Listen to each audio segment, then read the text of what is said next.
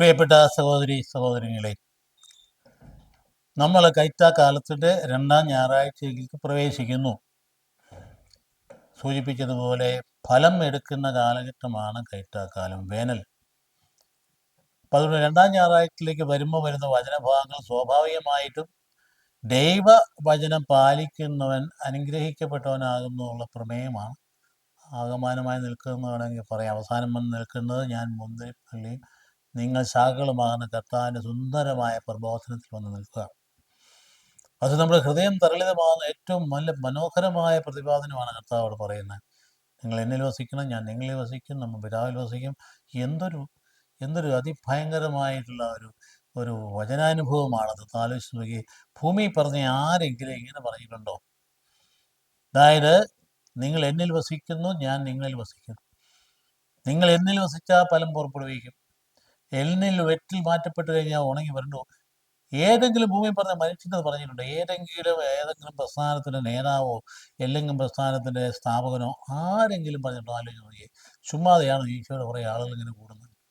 അപ്പോൾ ഇന്നത്തെ വചനഭാഗത്ത് പ്രധാനമായി പറയുന്ന ആദ്യ ഭാഗം ഇങ്ങനെ, നിയമാവർത്തന പുസ്തകത്തിൽ നിന്ന് വചനം പാലിക്കുന്ന വാക്ക്, ദൈവത്തിൻ്റെ വാക്ക് വചനം പാലിക്കുന്ന അനുഗ്രഹീതനാണെന്ന് പറഞ്ഞിട്ട് പിന്നീട് അങ്ങോട്ട് പ്രഭാഷകന്റെ പുസ്തകത്തിൽ പ്രത്യേകിച്ച് ആ മനോഹരമായ ഉപദേശം എടുത്ത് കർത്താവിനോട് ചേർന്ന് നിൽക്കുന്നവൻ ബഹുമാനിക്കപ്പെടുക എന്ന് പറയുന്ന ഭാഗം, ആദരിക്കപ്പെടും. വലിയ കട്ടിയായ കാര്യങ്ങളോ അല്ല, സാധാരണ നമുക്കറിയാം സൂക്തങ്ങളാണ്, പ്രഭാഷകന്റെ പുസ്തകത്തിൽ വരുന്ന ഉപദേശങ്ങളാണ്.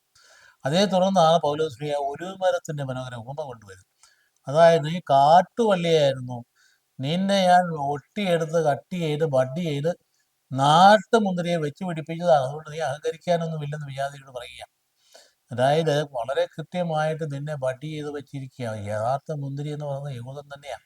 അപ്പോൾ യഹൂദനോട് അങ്ങനെ തന്നെ പറയുകയാണ്, അവിശ്വസ്തത കാണിച്ചാൽ നീ ശകാരിക്കപ്പെടുകയും ശിക്ഷിക്കപ്പെടുകയും ചെയ്യും. രണ്ടുപേർക്കും ഒരുപോലെ പറ്റുന്ന ശിക്ഷണം നൽകേണ്ട അപ്പസ്തോലൻ. അതിൻ്റെ അവസാനമാണ് ഈശോയുടെ മനോഹരമായി പ്രഭാഷണം വരുന്നത്. ഞാൻ മുന്തിരിവള്ളിയാണ്, നിങ്ങൾ ശാഖകളാണ്. ആമുഖമായിട്ട് ഇത്രയും പറഞ്ഞുകൊണ്ട് നമ്മൾ ഓർത്തു ഏറ്റവും പ്രാക്ടിക്കൽ ആപ്ലിക്കേഷനിലേക്ക് നമ്മൾ കിടക്കണം. സത്യത്തിൽ ഈശോ എന്ന ആരാണ്? നമുക്ക് ആ വ്യക്തി ബന്ധത്തിലാണ് നമ്മൾ വിശ്വാസം നിൽക്കുന്നത്. മറ്റേതെങ്കിലും പ്രസ്ഥാനത്തിന് പ്രത്യയശാസ്ത്രത്തിന് അനുസരിക്കുന്ന ഇടപാടല്ല നമ്മുടേത്. ഇനിയല്ല ഏതെങ്കിലും കാര്യലാഭത്തിന് വേണ്ടിയിട്ട് നമ്മൾ പ്രാർത്ഥനകൾ കേന്ദ്രീകരിക്കുന്ന രീതി അല്ല നമ്മുടേത്. അങ്ങനെയൊക്കെ മനുഷ്യൻ ചെയ്യുന്നുണ്ട്. നമ്മെ സംബന്ധിച്ചിടത്തോളം നമുക്ക് എന്തുകൊണ്ട് ഈ മനുഷ്യനെ ഇതുപോലെ ആവേശപൂർണ്ണമായിട്ട് യേശുവിൻ്റെ പിന്നാലെ എന്ന് പറഞ്ഞ് നടക്കുന്നത്?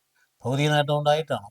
എത്രയോ വലിയ സമ്പന്നന്മാരെ കർത്താവിന് എത്ര മനോഹരമായ രീതിയിൽ ആകർഷിക്കുകയും ഒന്നും തന്നെ കിട്ടാതെ സ്വയം സമർപ്പിക്കുകയും ചെയ്ത, അങ്ങനെയല്ലേ മിഷണറി പ്രവർത്തന ആരംഭം തന്നെ. ഇന്ത്യയിൽ വന്ന പലരും സുവിശേഷം കേട്ട് കഴിഞ്ഞാൽ ആദ്യം മാനസാന്തരയുടെ പാവങ്ങളൊന്നും ആയിരുന്നില്ല. വളരെ വിജ്ഞാനകുതികളായ വലിയ സമ്പത്തുള്ള ആൾക്കാരാണ് പലരും സുവിശേഷം സ്വീകരിച്ചത്. എന്തുകൊണ്ട് അങ്ങനെ സ്വീകരിക്കേണ്ട കാരണം? അവിടെ ഒരു ആശയം സ്വീകരിക്കുകയല്ല, അവർക്ക് ഈശോയുടെ സാന്നിധ്യ അനുഭവം ഉണ്ടായി കഴിയുമ്പോൾ അവർക്ക് എന്തെന്നില്ലാത്ത സന്തോഷം ഉണ്ടാകും.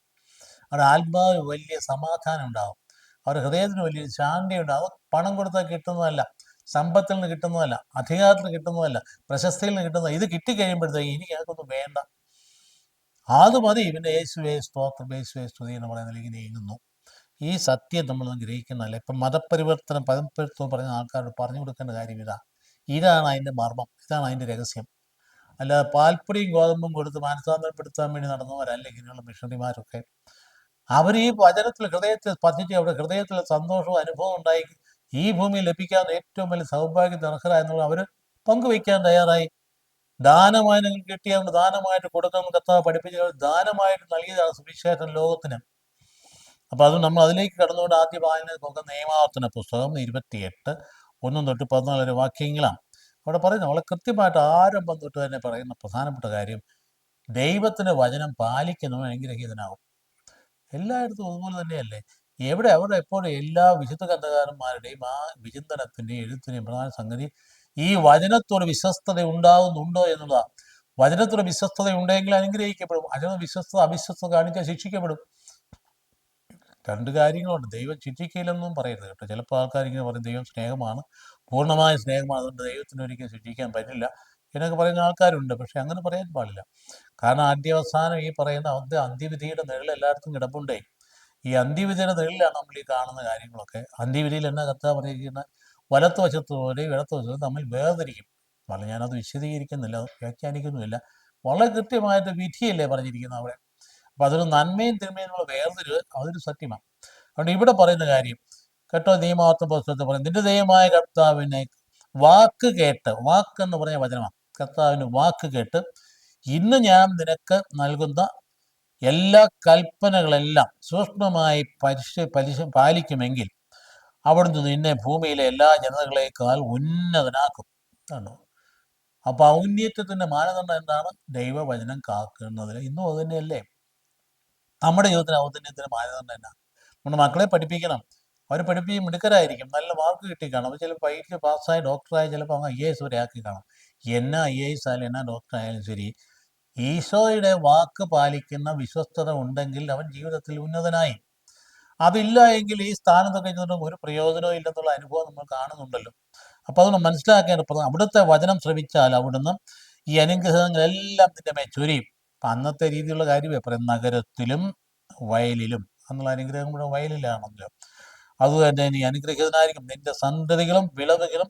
ഇപ്പം അന്നത്തെ കാലത്ത് ഏറ്റവും സമ്പത്ത് തന്നെ മൃഗങ്ങളും കന്നുകാലിക്കൂട്ടും ആട്ടിൻ പറ്റവും, അതുപോലെ മാവ് കുഴയ്ക്കുന്ന കലവും. ഇത് പറഞ്ഞ ഏറ്റവും സമ്പത്തിനകത്ത് ദാരിദ്ര്യവും ക്ഷാമവും ഒക്കെ ഉണ്ടായ നാടാണത്, ഭയങ്കര ക്ഷാമം. അവിടെ മാവ് കുഴയ്ക്കുന്ന കലവും അനുഗ്രഹിക്കപ്പെടും, സകല പ്രവൃത്തികളും നീ അനുഗ്രഹിതനായിരിക്കും. ഇപ്പം വരുന്ന അവിടെ ഈ ഒരു അവസ്ഥയിൽ നിന്ന് വരുന്നതല്ലേ. ഇസ്രായേലിൽ ഭയങ്കരമായ പട്ടിണി ഉണ്ടായി, നമുക്കറിയാം, ഭയങ്കരമായ ക്ഷാമം ഉണ്ടായി. ഏലിയ പ്രവാചകൻ സറേപ്താല് വിധവയുടെ അടുത്ത് ചെന്നപ്പോൾ അവളോട് എന്നാ പറഞ്ഞ്, അല്പം മാവ് മാത്രമേ ഉള്ളൂ, അത് ഉണ്ടാക്കി കഴിച്ചിട്ട് ഞാനും എൻ്റെ പുത്രനും കൂടെ അത് കഴിച്ചിട്ട് ആത്മഹത്യ ചെയ്യാനിരിക്കുക, ഞങ്ങൾക്ക് മുമ്പോട്ട് പോകാൻ പറ്റില്ല. അതുകൊണ്ടാണ് ഏലിയ പ്രവാചകൻ്റെ ആ സംഭവം മനസ്സിലാക്കുന്നത്. അതുപോലെ അത് ഭയങ്കര പട്ടിണി. ആ ക്ഷാമം കൂടിയിട്ട് 2 സ്ത്രീകൾ കൂടിയാണ് മക്കളെ ഓരോരുത്തരെ ഒരു വേവിച്ച് തിന്നാമെന്ന് പറഞ്ഞുകൊണ്ട് ഉണ്ടായ സംഭവം ഉണ്ടല്ലോ. എന്നിട്ട് ഒരാളെ വേവിച്ച് തിന്നിട്ട് മറ്റേ ആളിൻ്റെ കൊച്ചിനെ കൊണ്ട് ഓടി. ആ സംഭവം നമ്മൾ വായിക്കുന്നുണ്ടല്ലോ. അപ്പം ക്ഷാമം അതിരൂക്ഷമായിട്ട് അനുഭവിച്ച ഒരു പ്രദേശമാണ് ഇസ്രായേൽ എന്ന് പറയുന്ന സംഗതി. നമ്മൾ മനസ്സിലാക്കണം അവർ കടന്നു വന്ന വഴികൾ എന്തൊക്കെയായിരുന്നു. അതുകൊണ്ട് നിനക്കെതിരെ വരുന്ന ശത്രുക്കളെ നിന്റെ മുമ്പിൽ വെച്ച് കർത്താവ് തോൽപ്പിക്കും. അപ്പം ആരാ നിന്റെ വിജയത്തിൻ്റെ നിദാനമായത്? നീയൊന്നുമല്ല, ഞാൻ തന്നെയാണ്. ദൈവം തിരഞ്ഞെടുത്ത ജനത്തിൻ്റെ വിജയം മുഴുവൻ ആ വിശ്വസ്തത പാലിക്കുന്നുവെങ്കിൽ ദൈവം തന്നെയാണ്. അതുകൊണ്ട് നിനക്കെതിരായ അവർ ഒരു വഴിയിലൂടെ വരും, 7 വഴിയിലൂടെ പലായനം ചെയ്യുകയും ചെയ്യും. അപ്പം നിന്നെ നേരിടാൻ അവർ കരുത്തുണ്ടാവില്ല, എല്ലാം തിരിച്ചു പോകും. അങ്ങനെയാണ് ഈ ചരിത്രത്തിൽ എപ്പോഴും നമ്മൾ കാണുന്നത്. ഏത് വഴിയുടെ 7 വഴിയിലൂടെ തിരിച്ചു വരും എന്ന് പറയാൻ, നിന്റെ കളപ്പുരയിലും നിന്റെ പ്രയത്നങ്ങളിലും കർത്താവ് അനുഗ്രഹം വർഷിക്കും. നിന്റെ ദൈവമായ കർത്താവ് നിനക്ക് തരും ദേശത്ത് അവിടുന്ന് നിന്നെ അനുഗ്രഹിക്കും. കണ്ടോ, അത്ര ഭംഗിയായിട്ടാണ് പറഞ്ഞു വെച്ചിരിക്കുന്നത്. ഇതിനൊന്നും ഒരു മാറ്റമില്ല കേട്ടോ, എല്ലാ കാലത്തും ഒരുപോലെ തന്നെയാണ്. നമ്മൾ ദൈവവചനം അനുസരിച്ച് പോയാൽ അനുഗ്രഹിക്കപ്പെടുക തന്നെ ചെയ്യും. അപ്പോൾ ഒരു പക്ഷേ കർത്താവ് പിന്നീട് പറയും, ഞാൻ മുന്തിരിവള്ളിയിൽ ശാഖകളുടെ ഫലം തരുന്നതിന് വെട്ടിയൊരുക്കുമെന്നും കൂടെ പറഞ്ഞിട്ടുണ്ട്. എന്ന് പറയുന്നത് നിനക്ക് വേദനയും ക്ലേശവും ഉണ്ടാകും, എന്നാൽ അത് വെട്ടിയൊരുക്കല, നന്മ കൂടുതൽ ഉണ്ടാകാൻ വേണ്ടി. കർത്താവ് നിന്നോട് ശപഥം ചെയ്തിട്ടുള്ളതിനാൽ, അതുകൊണ്ടാണ് അവിടുത്തെ കൽപ്പന പാലിച്ച് അവിടുത്തെ കാര്യത്തിൽ നീ ചരിച്ചാൽ കർത്താവ് നിന്നോട് വാഗ്ദാനം ചെയ്തിട്ടുള്ളത് പോലെ നിന്നെ തൻ്റെ വിശുദ്ധ ജനമായി ഉയർത്തും. എന്താണ്ട് ആ ജനത്തിൻ്റെ പ്രത്യേകത എന്താണ്? ദൈവജനത്തിൻ്റെ പ്രത്യേകത എന്താണ്? അത് അവിടുത്തെ വിശുദ്ധ ജനമാണ്, പുരോഹിത രാജകീയ ഗണമാണ്. നിന്നെ അങ്ങനെ ഉയർത്തും. കർത്താവിൻ്റെ നാമം നീ വഹിക്കുന്നത് കാണുമ്പോൾ ലോകത്തിലുള്ള സകല ജനവും നിന്നെ ഭയപ്പെടും. നിനക്ക് തരുമെന്ന് നിന്റെ പിതാക്കന്മാർ വാഗ്ദാനം ചെയ്തിട്ടുള്ള ദേശത്ത് കർത്താവ് ധാരാളം മക്കളെയും അതുപോലെ കന്നുകാലികളെയും നിനക്ക് തരും. സമൃദ്ധമായി വിളവ് നൽകി അവിടുന്ന് നിന്നെ സമ്പന്നനാക്കും. അന്നത്തെ കാലഘട്ടത്തിലെ സമ്പത്താണ് ഈ പറയുന്നതൊക്കെ. കണ്ടീഷൻ ഒന്ന് മാത്രമേ ഉള്ളൂ, നീ അവർത്തോട് ആ ഉടമ്പടിയോട് വിശ്വസ്തനായിരിക്കണം. എന്നിട്ട് എന്താ ചെയ്യുന്നത്? കർത്താവ് തൻ്റെ വിശിഷ്ട ദാനങ്ങൾ അല്ലേ, വിശിഷ്ട ഭണ്ണാകാരമായ ആകാശം തുറന്ന് നിന്റെ ദേശത്ത് തക്ക സമയത്ത് മഴ പെയ്ച്ച്. അന്നത്തെ കാലത്ത് ഏറ്റവും വലിയ അനുഗ്രഹം അതാണ്. മരുഭൂമി പ്രദേശമാണെന്ന് പറഞ്ഞേ, മഴ എന്ന് പറഞ്ഞ വലിയ അനുഗ്രഹമാണ്. നിന്റെ എല്ലാ പ്രവർത്തനങ്ങളെയും അനുഗ്രഹിക്കും. അനേകം ജനങ്ങൾക്ക് അവിടുന്ന് എന്തുവാ, നീ തന്നെ കടം കൊടുക്കുകയും നിനക്ക് കടം വാങ്ങേണ്ടി വരികയും ചെയ്യുകയുമില്ല. തോന്നോ, നീ എത്രയോ മാത്രം ഉയർന്ന സ്ഥാനത്തേക്ക് എത്തുമെന്ന് അവിടെ പറഞ്ഞു പിടിപ്പിക്കുന്നത്. എന്നിട്ട് പറയാ, കർത്താവ് നിന്നെ ജനതകളുടെ നേതാവാക്കും. വാസ്തവത്തിൽ ലോകത്തിലേക്ക് നോക്കി ആരാണ് സമൂഹങ്ങളെ മുഴുവൻ നയിച്ചത്? ഏറ്റവും കൂടുതൽ നോബൽ പ്രൈസ് വാങ്ങിച്ചുള്ള സമൂഹം ആരുടേതാണ്? ഏറ്റവും കൂടുതൽ ഏറ്റവും കൂടുതൽ കണ്ടുപിടുത്തങ്ങൾ നടത്തിയത് ആരാണ്? വിശുദ്ധ ഗ്രന്ഥം ധ്യാനിച്ച ആൾക്കാരാണ് ഈ ശാസ്ത്രജ്ഞന്മാർ ഭൂരിഭാഗവും. അത് കൈപ്പിടിച്ചുകൊണ്ടാണ് അവർ അധ്വാനിച്ചത്.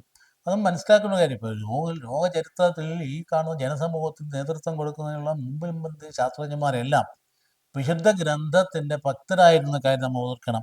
അതിന് ഞാൻ നേതാവാക്കും, നീ ആരുടെയും ആജ്ഞാനുവർത്തി ആയിരിക്കില്ല. ഇന്ന് ഞാൻ നിനക്ക് നൽകുന്ന നിന്റെ ദൈവമായ കർത്താവിന്റെ കൽപ്പന ശ്രവിച്ച് അത് ശ്രദ്ധാപൂർവം പാലിക്കുന്നുവെങ്കിൽ നിനക്ക് അഭിവൃദ്ധി ഉണ്ടാകും, നിനക്ക് ഒരിക്കലും അധോഗതി ഉണ്ടാവുകയില്ല.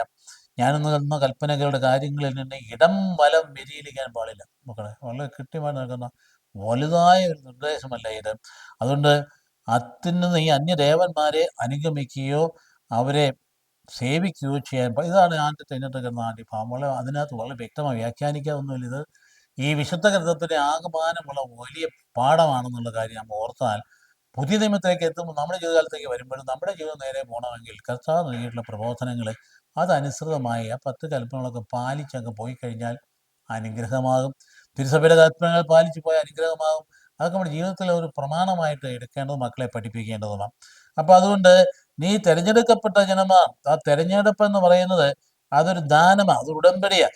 അതുകൊണ്ട് നീ നിബന്ധനകൾ പാലിക്കണം. ഇത് കണ്ട കർത്താവ് ഒരേ സമയത്ത് സ്നേഹമാണ്, അതേ സമയത്ത് ശിക്ഷണം നൽകുന്ന ക്രോധവും അദ്ദേഹത്തിന് എത്രമാത്രം ഉണ്ടെന്നുള്ള കാര്യം പറയും. അതുകൊണ്ട് ഈശോയാണ് ഒന്നിനു കൂടുതൽ കഠിനമായ ശിക്ഷയും അതുപോലെ തന്നെ സുദീർഘമായ അവിടുത്തെ ഒന്നിനൊന്നിന് കൂടുതൽ കഠിനമാകുന്ന ശിക്ഷ നാം കാണുന്നുണ്ടെങ്കിൽ അതിനേക്കാൾ വലിയ കാരുണ്യം കാണുന്നുണ്ട്.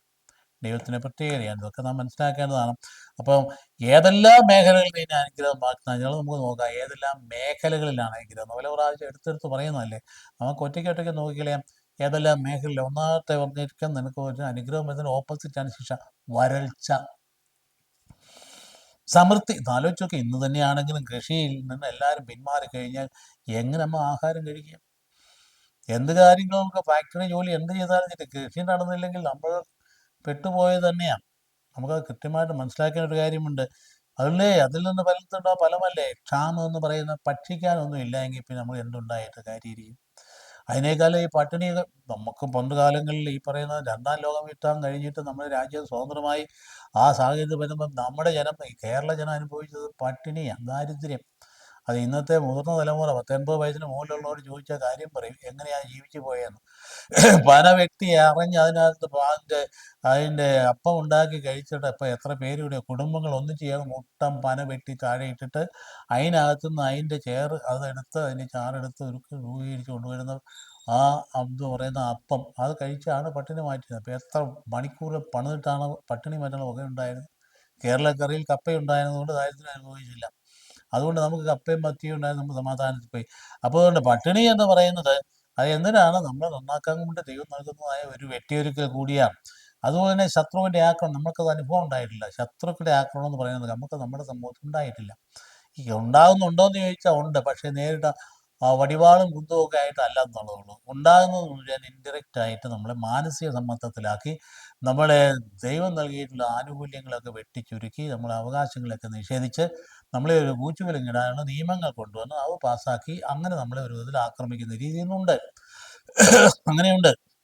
ഈ സമൂഹം ഒരിക്കലും പോകാൻ പാടില്ല. അതുകൊണ്ട് അവർക്ക് ഏതെല്ലാം മറ്റ് വളർച്ച ഉണ്ടാകുന്നു, വളർച്ച ഉണ്ടാകുന്ന ഘടകങ്ങളെയൊക്കെ പൂച്ചിക്കെട്ടിയിട്ട് നമ്മളെ ഒരുമാതിരി പണ്ടത്തെ അതിനപ്പുറത്തേക്ക് അടിമപ്പടയ്ക്ക് വിധേയരാക്കുന്ന രീതിയിലേക്ക് കൊണ്ടുവരുന്ന നിയമങ്ങളൊക്കെ പാസ്സാക്കുന്ന സംവിധാനങ്ങളുണ്ട്. നമുക്ക് ബോധമുണ്ടെങ്കിൽ തിരിച്ചെല്ലാം ഒറ്റക്കെട്ടായി നമുക്ക് തിരിച്ചടിക്കാൻ പറ്റും. പക്ഷെ നമുക്ക് എല്ലാവർക്കും ഒരുപോലെ ബോധം വേണം. അതുപോലെ തന്നെ അതിനേക്കാൾ കൂടെ അപ്പോൾ ശത്രുക്കളുടെ ആക്രമണം എന്ന് പറയുമ്പോൾ ശത്രു ആരാന്ന് തിരിച്ചറിയേണ്ടതാണ്. തിരിച്ചറിയേണ്ടത്. അതുപോലെ തന്നെ മറ്റേ യുദ്ധങ്ങളിൽ നമുക്ക് പരാജയം വരുന്നില്ല, മരണവും. യുദ്ധത്തിലെ പരാജയങ്ങളും മരണമൊക്കെ അതിൻ്റെ ഭാഗമാണ്. അപ്പോൾ ഇങ്ങനെ തുടങ്ങിയ ഇതുപോലെ ഒന്ന് പോയാൽ നമ്മൾ ജനം നശിച്ചു പോകും. അപ്പോൾ അതുകൊണ്ട് വാഗ്ദത്ത ഭൂമിയിൽ നമുക്ക് ഒരു ദൈവത്തിൻ്റെ കൽപ്പന പാലിക്കാതെ വാഗ്ദത്ത ഭൂമിയിൽ നിന്ന് ഈ വിദേശത്തേക്ക് വലിച്ചെറിയപ്പെടും. അത് വരാൻ പോകുന്ന കാര്യത്തിൽ ഓർത്തുകൊണ്ടാണ് പറയുന്നത്. ബാബിലോണിലേക്ക് വലിച്ചെറിയപ്പെട്ടു അഹങ്കാരം മൂത്ത് കഴിഞ്ഞപ്പോഴത്തേക്കും. അപ്പോൾ വിമോചനത്തിൻ്റെ ഈജിപ്തിൽ വെച്ച് നിനക്ക് വിമോചനം നൽകി കൊണ്ടുവന്നില്ലേ, അത് നീ ഓർമ്മയിലിരിക്കുകയാണെങ്കിൽ വീണ്ടും നീ അവിശ്വസ്തത കാണിക്കില്ല. കാരണം വീണ്ടും ഈജിപ്തിലെ അനുഭവത്തിലേക്ക് തിരിച്ചു പോകും. അപ്പോൾ അതുകൊണ്ട് അന്നത്തെ കാലത്ത് അടിമകളായതുപോലെ തന്നെ ഇനിയിപ്പോൾ അടിമകളാകാനായിട്ട് ഇടയാവരുത് എന്ന് പറഞ്ഞാൽ നീ തിരഞ്ഞെടുക്കപ്പെട്ടവനാണ്. നീ അതുകൊണ്ട് വിശ്വസ്തയോട് ജീവിക്കണം. അതുകൊണ്ട് നമ്മളെ നശിപ്പിക്കാനുള്ള ദൈവഭയത്തിലേക്കും അതുപോലെ തന്നെ അനുസരണയിലേക്കും കൊണ്ടുവരാൻ വേണ്ടിയിട്ടാണ് ഈ വെട്ടിയൊരുക്കൽ. നിനക്ക് നൽകപ്പെടുന്നതായ വ്യക്തിമായിട്ടുള്ള വേദനകളും കഷ്ടപ്പാടും ഒക്കെ ദൈവഭയത്തിലേക്ക് അനുസരണത്തിലേക്ക് കൊണ്ടുവരാൻ അങ്ങനെയുള്ള വിശ്വാസങ്ങൾ എന്ത് ആൾക്കാരുണ്ട്. രോഗം വന്നാൽ ആ രോഗത്തെ അങ്ങനെ കാണുന്നവരുണ്ടല്ലോ. ഇപ്പം ദൈവത്തിലേക്ക് കടക്കാനുള്ള വഴിയായിട്ട് കാണുന്നവരില്ല. എന്തുകൊണ്ടല്ലോ നമ്മുടെ ഇടയിൽ നിന്ന് കടന്നു പോകുന്ന ആൾക്കാർ എത്രയോ നല്ല സാത്വികരായ വിശുദ്ധരായ ആൾക്കാരുടെ അനുഭവം നമ്മുടെ കൺമുമ്പിലുണ്ട്. അപ്പോൾ അതുകൊണ്ട് നിനക്ക് എൻ്റെ അനുഗ്രഹങ്ങൾ 100 അനുഗ്രഹങ്ങൾ നിനക്ക് വലുതപ്പെട്ടിട്ടുണ്ടെങ്കിൽ അതുപോലെ തന്നെ അവിശ്വസത കാണിച്ചാൽ അത് ശാപങ്ങളും അതിൻ്റെ കൂടെ ഉണ്ടായിരിക്കും. അപ്പോൾ കർത്താവിനെ ഉപേക്ഷിക്കാൻ പാടില്ല. അതുകൊണ്ട് ഏറ്റവും അടിസ്ഥാന പ്രമേയം ഇതാണ്: നിന്റെ ജീവിതത്തിൽ ഒരിക്കലും കർത്താവിനെ ഉപേക്ഷിച്ചിട്ട് ഒരിടപാടിനും പോകാൻ പാടില്ല.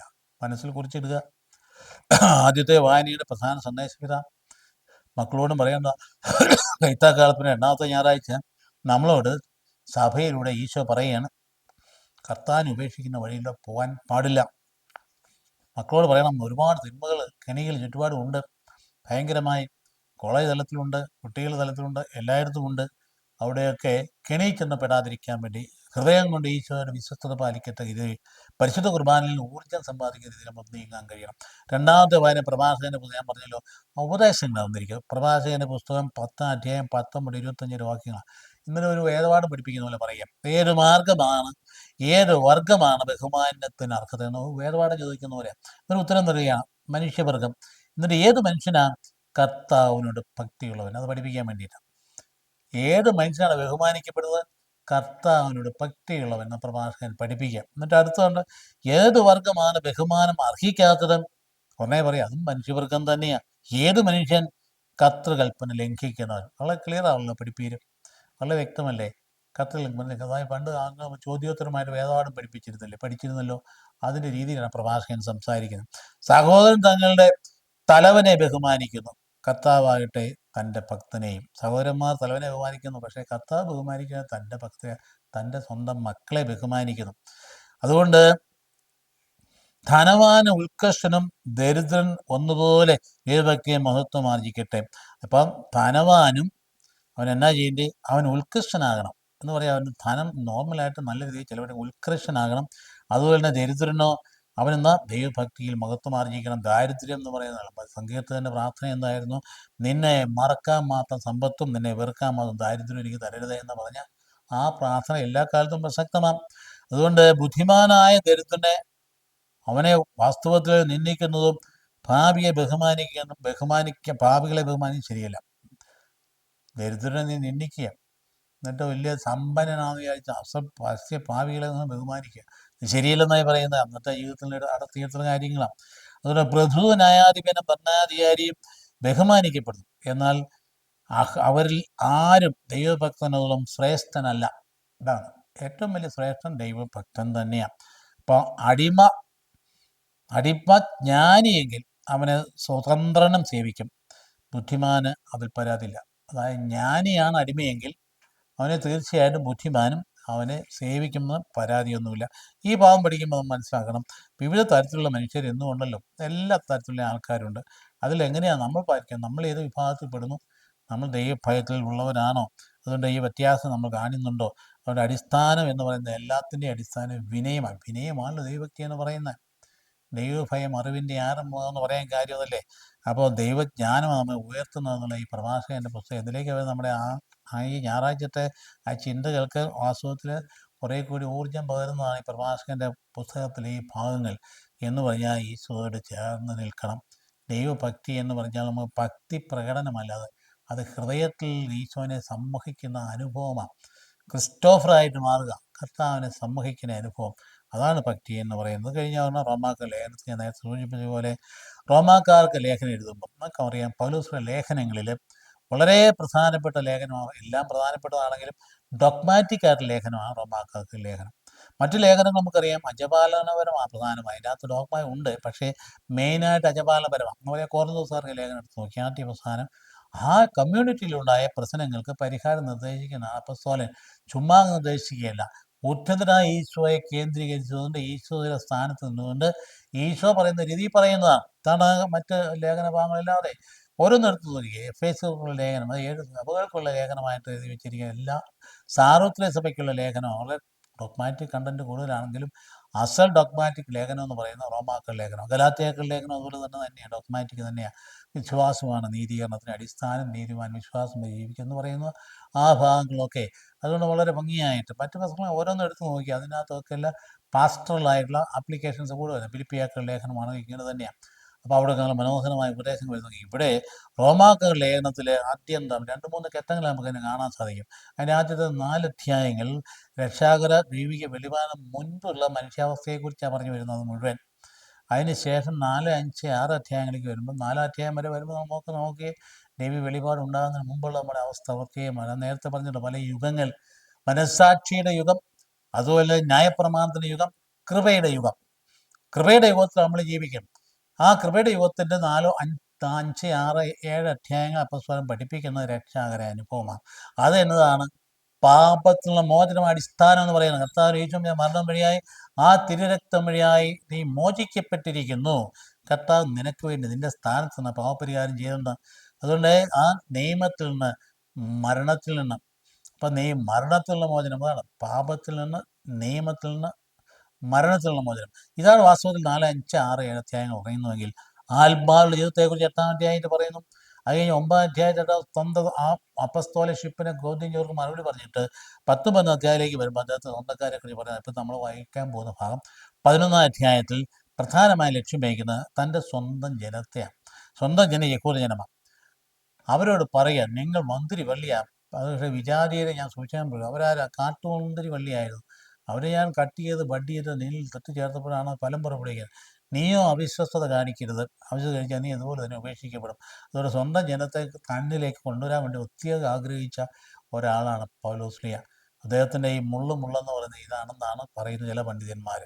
അതായത് സ്വർഗത്തിന് 3-ാമൻ എടുക്കപ്പെടുന്ന മനുഷ്യനെ എനിക്കറിയാം. ദൈവമാണോ എന്ന് അറിയാൻ പാടില്ല, മനുഷ്യനാണോ എന്ന് അറിയാൻ പാടില്ല. അതുകൊണ്ട് അവാച്യമായ അനുഭൂതി അനുഭവപ്പെട്ടു. ഞാൻ ദൈവിക വെളിപാട് കൊണ്ട് അഹങ്കരിക്കാതിരിക്കാൻ എൻ്റെ ശരീരത്തിൽ എനിക്ക് മുള്ള് നൽകപ്പെട്ടിരിക്കുന്നു. ആ മുള്ളൊന്ന് എടുത്തു കളഞ്ഞിട്ട് ഞാൻ കർത്താവിന് പല പ്രാവശ്യം പറഞ്ഞു.